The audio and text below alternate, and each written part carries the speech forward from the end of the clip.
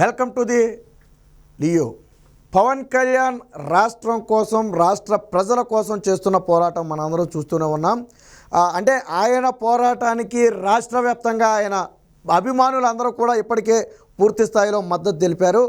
ఇప్పుడు వారి కుటుంబ సభ్యులు కూడా ఒక్కొక్కరిగా పవన్ కళ్యాణ్కు మద్దతు తెలుపుతున్నారు.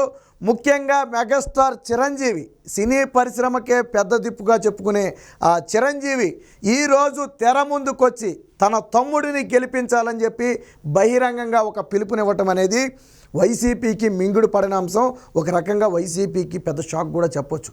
ఎందుకనంటే పవన్ కళ్యాణ్ని ఓడించాలి పిఠాపురంలోనని జగన్మోహన్ రెడ్డి పన్నని కుట్ర అంటూ లేదు. పవన్ కళ్యాణ్ని ఒంటరిని చేసి ఎలాగైనా ఓడించాలని చెప్పి విశ్వ ప్రయత్నం చేస్తున్న సమయంలో నీకు అండగా మేమున్నామని చెప్పి ఈరోజు చిరంజీవి గతంలో కూడా దాదాపు ఒక 5 కోట్ల రూపాయలు విరాళం ఇచ్చి ఆశీర్వదించడం జరిగింది. ఇప్పుడు స్వయంగా గతంలో ఇంకొక వీడియో ద్వారా ఒక ఇద్దరి జనసేన నేతలను గెలిపించాలని చెప్పి ఆయన అయితే కోరటం జరిగింది. ఇప్పుడు తాజాగా తన తమ్ముడి కోసం తానే రంగంలో దిగాడు. ఇంకొక భావోద్వేగంతో ఇంకో మాట కూడా చెప్పాడు. వాస్తవానికి పవన్ కళ్యాణ్ సినిమాల్లోకి బలవంతంగానే వచ్చాడు, మా బలవంతంతో వచ్చాడు. కానీ రాజకీయాల్లోకి ఇష్టంతో వచ్చాడు, బలవంతంతో రాలా. తనకి పవర్ లేకపోయినా తన సొంత డబ్బుల్ని ఖర్చు పెట్టి అటు దేశం కోసం పోరాడే జవాన్లకు కానివ్వండి, ఇటు అన్నం పెట్టే రైతులకు కానివ్వండి, తన జేబులో రూపాయి తీసి ఇచ్చాడు తప్ప ఏ రోజు ఎవరి దగ్గర కూడా చెయ్యి చాచని వ్యక్తి, వారు బాగుంటే దేశం బాగుంటుందని నమ్మిన వ్యక్తి. సమాజానికి ఇలాంటి వాళ్ళు కావాలి. జనసేనాని ఏం చేస్తాడో తెలియాలి అంటే అలాంటి వారి గొంతు చట్టసభల్లో వినపడాలి. అప్పుడే వాళ్ళ శక్తి సామర్థ్యాలు ఈ ప్రపంచానికి తెలిసి వస్తాయని చెప్పి చిరంజీవి ఒక అద్భుతమైన పిలుపునైతే ఇవ్వడం జరిగింది. ఒక అన్నగా వాళ్ళ తల్లి కూడా బాధపడిందంట. ఎందుకంటే పవన్ కళ్యాణ్ పడరాని పాటలు పడుతున్నాడు, ఇతరుల చేత అనరాని మాటలు అనిపించుకుంటున్న నేపథ్యంలో ఒక కొడుకు బాధపడుతుంటే ఏ తల్లికైనా బాధే. అలాగే నా తల్లి కూడా బాధపడుతున్న సమయంలో ఒక అన్నగా నేను ఒక మాట చెప్పాను మా తల్లికి. ఏమని? ఎంతోమంది తల్లుల కడుపు కోత తీర్చడం కోసం పోరాడుతున్నాడు, దాంతో పోలిస్తే మనందరిది చిన్న కడుపు కోతే అని చెప్పి నేను నా తల్లికి ఒక మాట ఇచ్చానని చెప్పి కొంచెం భావోద్వేగానికి లోనయ్యాడు. ఎందుకంటే పవన్ కళ్యాణ్ పెళ్ళిళ్ళ గురించి, వ్యక్తిగత జీవితం గురించి జగన్మోహన్ రెడ్డి ఏ స్థాయిలో విమర్శించాడో మనకు తెలుసు. వాస్తవానికి ఇప్పుడు చిరంజీవి మాట్లాడిన ప్రతి మాట జగన్మోహన్ రెడ్డికి చెంపపెట్టు, కౌంటర్గానే మాట్లాడాడు. తనను వ్యక్తిగతంగా విమర్శించిన తను ఏ రోజు కూడా ప్రజల కోసం పాటుపడ్డాడు తప్ప స్వార్థం కోసం ఏ రోజు పాటుపడలేదని చెప్పి ఈరోజు చిరంజీవి చెప్పడంతో పాటు ఏదో తెర వెనకుండి ఏదో చేయటం కంటే తెర ముందుకు ధైర్యంగా వచ్చి తమ్ముడికి అండగా నిలబడాలని నిశ్చయించుకున్న తర్వాతే బయటకైతే వచ్చి మాట్లాడుతున్నట్టుగైతే తెలుస్తుంది. సో చిరంజీవి గారు తన అధికారిక ట్విట్టర్ ఖాతాలో ఏదైతే ఎక్స్ ఖాతా అంటున్నామో అందులో స్వయంగా తన అభిప్రాయాన్ని అయితే వ్యక్తపరచడం జరిగింది. ఒకసారి ముందుగా ఆయన ఏం మాట్లాడాడో, ఆయన భావోద్వేగం ఏంటనేది మనం ఒకసారి విందాం. కొణిదెల పవన్ కళ్యాణ్ అమ్మ కడుపున ఆఖరివాడిగా పుట్టిన అందరికీ మంచి చేయాలి, మేలు జరగాలి అనే విషయంలో ముందువాడుగా ఉంటాడు. తన గురించి కంటే జనం గురించి ఎక్కువగా ఆలోచించే మనస్తత్వం నా తమ్ముడు కళ్యాణ్ బాబుది. ఎవరైనా అధికారంలోకి వచ్చాక ప్రజలకు ఏదైనా చేయాలనుకుంటారు.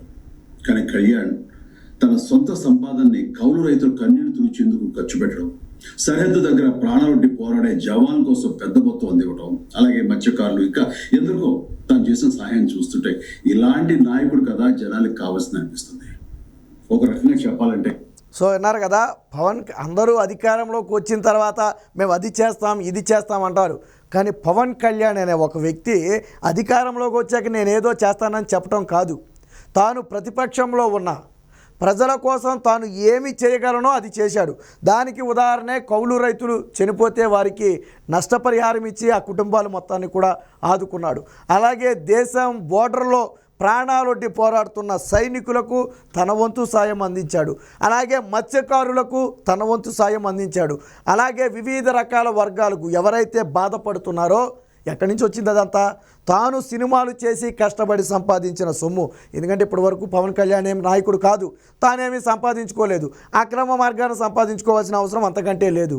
ఆయన పిల్లల చదువు కోసం ఉన్న చిన్న చిన్న ఆస్తిని కూడా అమ్ముకోవాల్సిన పరిస్థితి పవన్ కళ్యాణ్కి ఉందని చాలామంది చెప్పారు.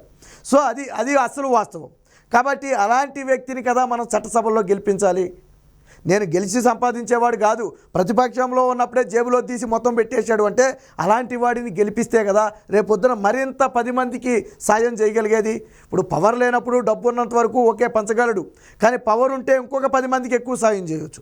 అందుకనే పవన్ కళ్యాణ్ని ఖచ్చితంగా చట్టసభలకు పంపాలని చెప్పి ఆ చిరంజీవి కోరటం జరిగింది. ఇంకేమన్నారు ఒకసారి చూద్దాం.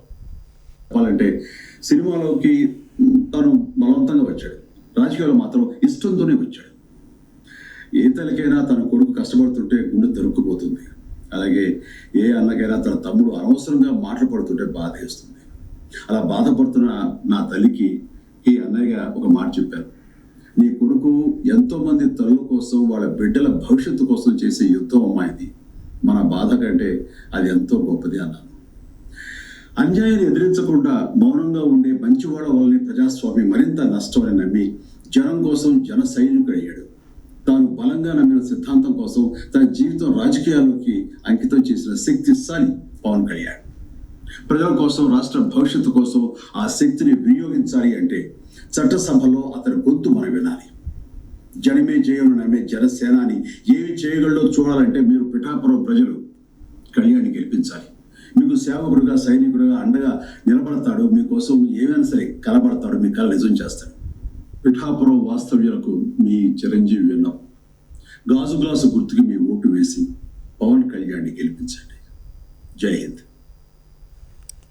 విన్నారు కదా, పవన్ కళ్యాణ్ అనే వ్యక్తి శక్తి సామర్థ్యాలు ఏంటో తెలవాలి అంటే, ఆయన ఏం చేస్తాడో తెలవాలి అంటే ఖచ్చితంగా చట్టసభల్లో అలాంటి వాళ్ళ గొంతు వినపడాలి.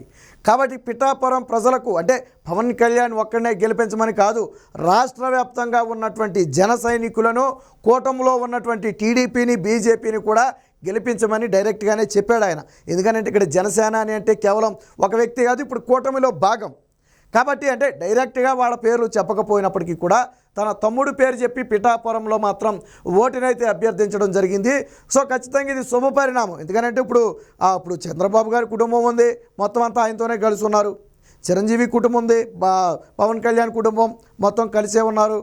కానీ ఇక్కడికి వచ్చేటప్పటికి జగన్మోహన్ రెడ్డి గారి కుటుంబం చెల్లాచెదురైపోయింది.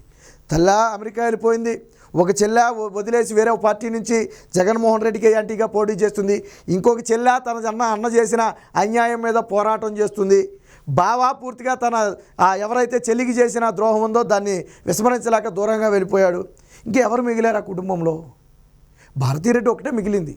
అంటే కలిసి ఉన్నటువంటి ఈ కుటుంబానికి ఇప్పటికే ఆ పవర్ స్టార్ పవన్ కళ్యాణ్ కోసం ఆ ఫ్యామిలీలో చాలామంది, ఆ సాయి ధర్మ తేజ్ కానివ్వండి, ఆ వరుణ్ తేజ్ కానివ్వండి, వీళ్ళంతా కూడా ఆల్రెడీ ప్రచారానికి వచ్చారు. చిరంజీవి కూడా ప్రచారానికి వస్తారని చెప్పారు. బట్ చివరి సెకండ్లో ఆయన అయితే వాయిస్ రూపంలో అయితే ఒక మెసేజ్ అయితే ఇచ్చారు. మరి ఏం జరిగిందో మనకు తెలీదు.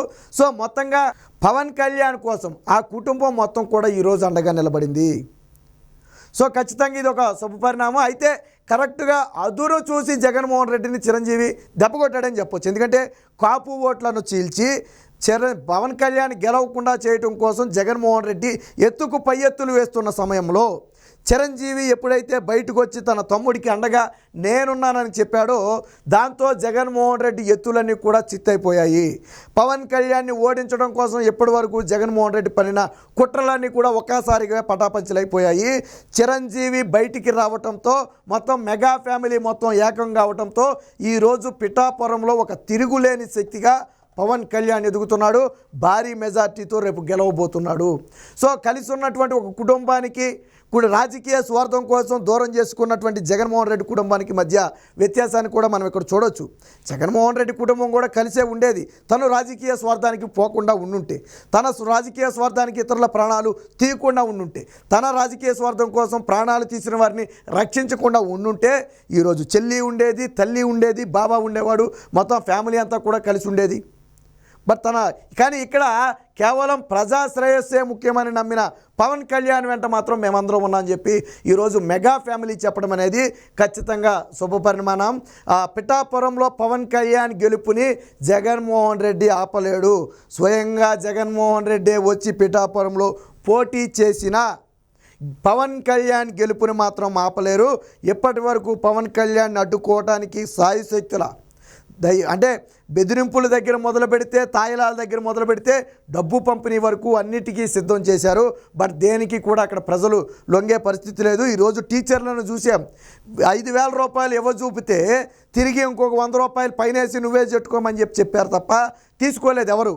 ఒక వృద్ధురాలికి ఒక 5,000 రూపాయలు ఇవ్వజూపితే ఇది హోంలో ఓటింగ్కి ఆవిడ వద్దు అని చెప్పి ఓటు సొంతగా వేసిన పరిస్థితి. సో ప్రజల్లో మార్పు అనేది వచ్చింది. డబ్బుతో అన్ని వేళలా కొనలేరు, అది వాస్తవం. ఏది ఏమైనా ఈరోజు చిరంజీవి గారు బయటకు వచ్చి మాట్లాడటం జగన్మోహన్ రెడ్డికి అతిపెద్ద ఎదురు దెబ్బ. రాష్ట్ర వ్యాప్తంగా కూటమికి ఈరోజు చిరంజీవి సహకారం తోడయ్యింది అనటానికి ఇదొక ఉదాహరణ.